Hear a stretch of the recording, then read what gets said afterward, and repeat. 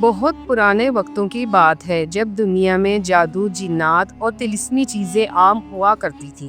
ایک گاؤں تھا جس کا نام نور گڑھ تھا، جو گھنے جنگلوں اور پر اسرار پہاڑیوں کے بیچ چھپا ہوا تھا۔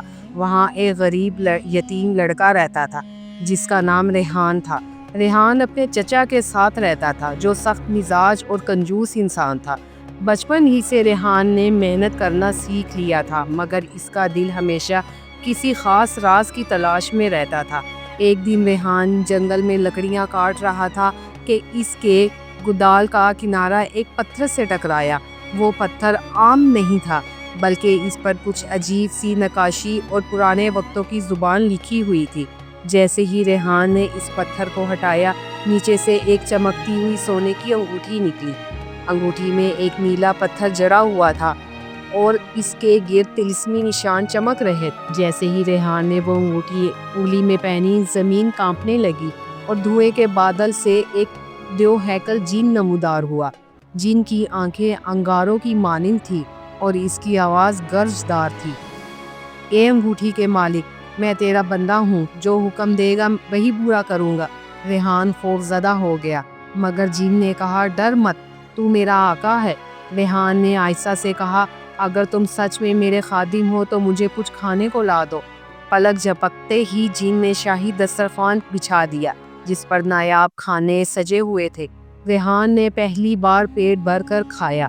اب وہ روز جن کی مدد سے دنیا کی سیر کرتا، سونا چاندی جمع کرتا اور محلوں میں رہتا۔ پورا گاؤں حیران تھا کہ اتنا غریب ریحان اب بادشاہوں کی طرح کیسے رہ رہا ہے، لیکن ریحان نے سب سے چھپ کر جن کو استعمال کیا۔ ایک دن ریحان کا چچا اس کے کمرے میں چپکے سے داخل ہوا اور انگوٹھی چرا لی۔ جیسے ہی اس نے انگوٹھی پہنی، جن ظاہر ہوا۔ کیا حکم ہے میرے آقا؟ جن نے کہا۔ لالچی چچا نے فوراً حکم دیا مجھے سارا خزانہ لا دے، دنیا کا سب سے امیر انسان بنا دے۔ جن نے کہا جو حکم میرے آقا، مگر ساتھ ہی وہ بولا یہ یاد رکھ لالچ کا انجام بربادی ہے۔ چچا نے طنز کیا، کہانیاں سنانا بند کر اور خزانہ لا۔ جس نے سونے کی پہاڑی، ہیروں کی نہریں اور محل لا کر اس کے سامنے رکھ دیے۔ چچا خوشی سے پاگل ہو گیا، مگر اگلی صبح سب خزانہ دھواں بن کر اڑ گیا اور اس کے چہرے پر جھریاں اور جسم پر زنجیریں نمودار ہو گئی۔ وہ خود بھی پتھر میں بدلنے لگا کیونکہ انگوٹھی کا اصل مالک ریحان تھا۔ دوسری طرف ریحان جنگل میں جن کو آواز دے رہا تھا، مگر کوئی جواب نہ آیا۔ وہ واپس آیا، چچا کو دیکھا اور سمجھ گیا کہ انگوٹھی کے ساتھ کیا کھیل کھیلا گیا۔ ریحان نے ہاتھ جوڑ کر کہا اے جن، اگر تم مجھے سن سکتے ہو تو واپس آؤ۔ تب ایک پرانا بزرگ وہاں آیا اور بولا بیٹا، طلسمی چیزیں صرف ان کے ہاتھوں میں محفوظ ہے جن کے دل صاف ہوں۔ بزرگ نے ریحان کو کچھ پرانی دعائیں دی اور کہا یہ پڑھ کر انگوٹھی کو واپس حاصل کر سکتے ہو۔ ریحان نے رات بھر عبادت کی اور انگوٹھی واپس اس کے گھر میں آ گئی۔ جن دوبارہ ظاہر ہوا، مگر اس بار اس انگوٹھی میں نرمی تھی۔ تو نے سچائی اور نیت کا ثبوت دیا، اب تو میرے سچے آقا ہو۔